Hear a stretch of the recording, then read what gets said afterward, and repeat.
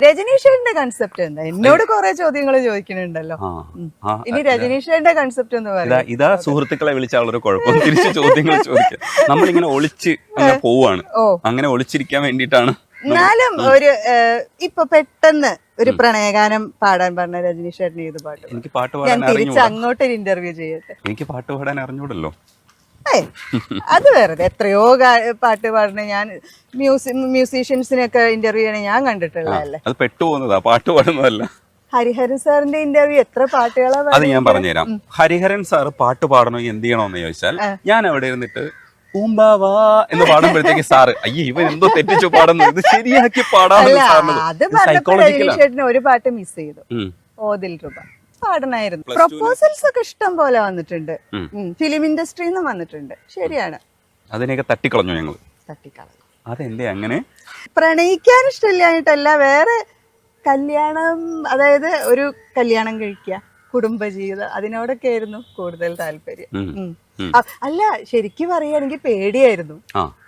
നമ്മളോട് ഒരാള് പ്രണയം അപ്രോച്ച് ചെയ്യണോ, അയ്യോ ആരെങ്കിലും അറിയോ വേണ്ട, ആ ഒരു അപ്പൊ നമുക്ക് സ്കൂളിൽ പഠിക്കുമ്പോ ഒരു പ്രണയം ഉണ്ടായി വിചാരിക്കുക, സ്വാഭാവികമായിട്ട് നമുക്ക് എന്താ വീട്ടിലറിയോ, പ്രശ്നം ഉണ്ടാവോ, ആ പേടി ഉണ്ടാവും. ആ പേടിയുള്ള ആൾ തന്നെയായിരുന്നു ഇന്ന് ഞാൻ. അതെ, ഇപ്പൊ കിട്ടിയ സുഹൃത്തുക്കളെ ഉത്തരം പേടിച്ചിട്ടാ. ഇല്ലായിരുന്നെങ്കിൽ ഒരു കൈ നോക്കിയേനെ. കാരണം കണ്ടുകൂട്ടി വെച്ചിരിക്കുന്നതൊക്കെ ഇത്തരത്തിലുള്ള പടങ്ങളാണ്, എല്ലാം പ്രണയത്തിന്റെ ഭയങ്കര ഉദാത്തമായ രചനകളാകുന്ന ഭാവങ്ങൾ. ഈ കേളിയെ കുറിച്ച് പറഞ്ഞല്ലോ ഭരതൻ സാറിന്റെ, കേളി ശരിക്കും എന്തുകൊണ്ടാണ് അത്രയും ഡിഫറെന്റ് ആയിട്ട് അനുഭവപ്പെടുന്നത്? അവളുടെ ഉണ്ടക്കണ്ണൊക്കെ ഭയങ്കര രസമാണ് കാണാൻ. ചാർമിള എന്ത് സുന്ദരിയാ ചേച്ചി. പിന്നെ ആ സോങ് താരം വാൽക്കണ്ണാടി നോക്കി, അതൊക്കെ. പിന്നെ ആ ഒരു സോങ്ങിന്റെ പുള്ളിക്കാരിയുടെ മഞ്ഞ സാരിയൊക്കെ എടുത്തിട്ടുള്ള ഒരു ഇമവെട്ട മത്സരത്തിലെ ഓർമ്മല്ലേ, ആ ഒരു നോട്ടം പോയിട്ടുള്ള ഒരു ഇതിങ്ങനെ സംഭവം, അതൊക്കെ. പിന്നെ ഒരു എല്ലാത്തിലും ഒരു നിഷ്കളങ്കത ഉണ്ട്.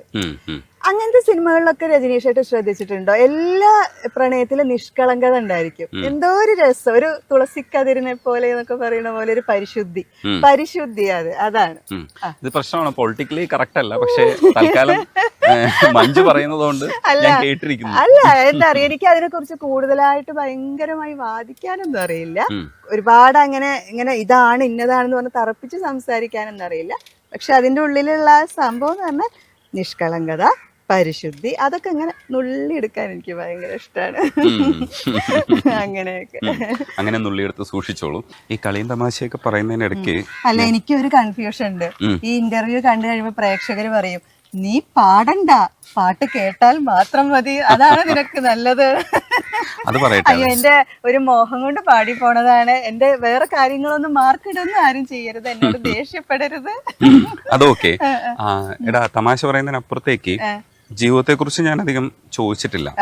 ആക്ച്വലി ചെറുപ്പമൊക്കെ എങ്ങനെയായിരുന്നു, നാട്ടില് എങ്ങനെയൊക്കെ ആയിരുന്നു, ജീവിത സാഹചര്യം ഒക്കെ എങ്ങനെയായിരുന്നു? ജീവിത സാഹചര്യം എനിക്ക് അറിയുന്നതാണ് ചിലതൊക്കെ.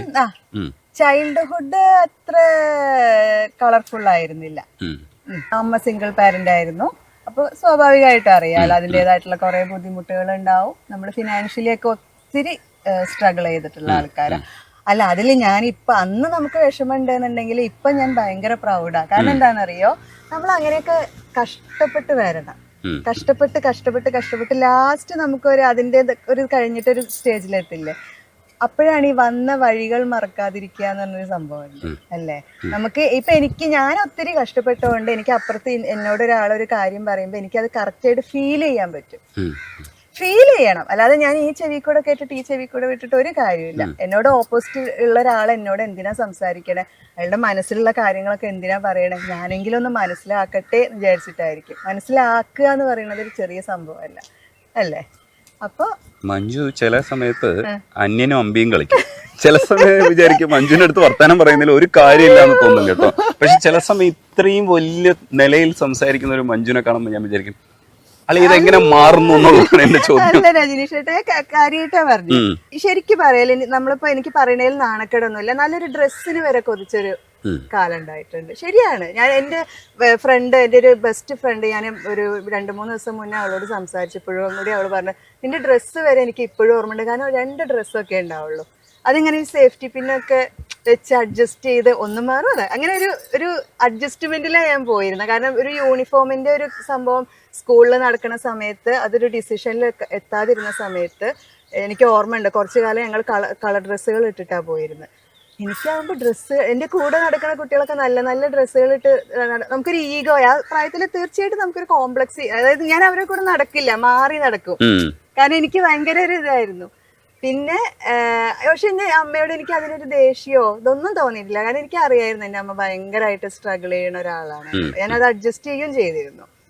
ഇപ്പൊ അതൊക്കെ ആലോചിക്കുമ്പോ എനിക്ക് എന്നെ കുറിച്ച് തന്നെ അഭിമാനമുണ്ട്. എന്റെ അമ്മ എപ്പോഴും പറയും അതൊക്കെ അനുഭവങ്ങൾ പാച്ചാളികളാണ്. അതെ, അല്ല അത് രസമാണ്, അങ്ങനെയൊക്കെ വേണം.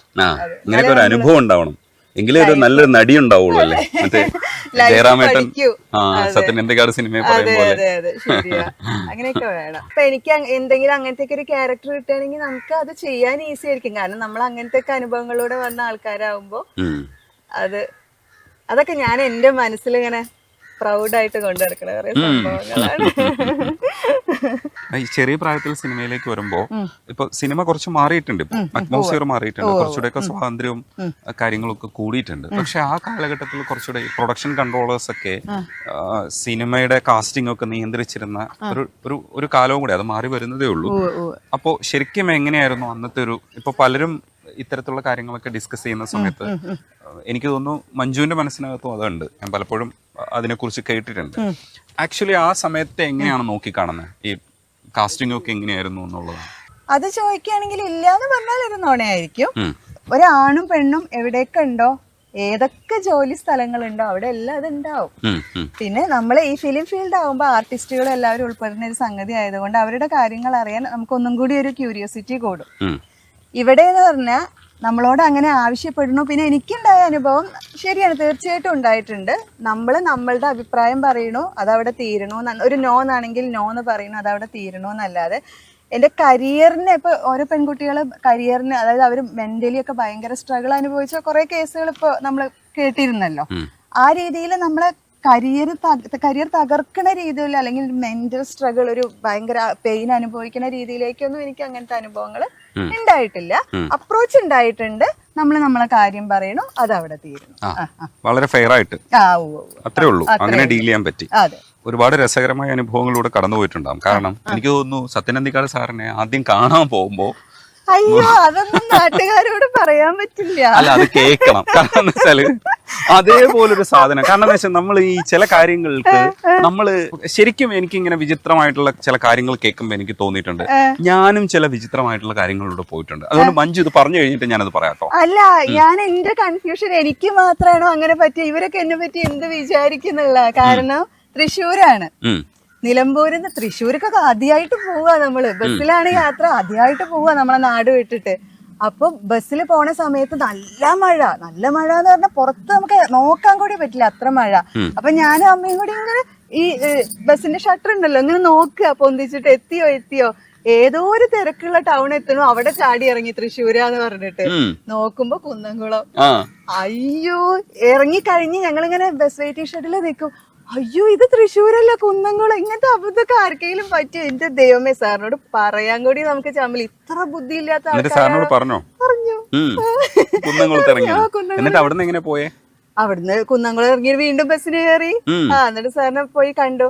അതൊന്നും അത് വെറുതെ തുടക്കം മാത്രം. അത് കഴിഞ്ഞിട്ട് എന്തൊക്കെ അബദ്ധങ്ങള് പറ്റിയിരിക്കണ ഈശ്വരാ.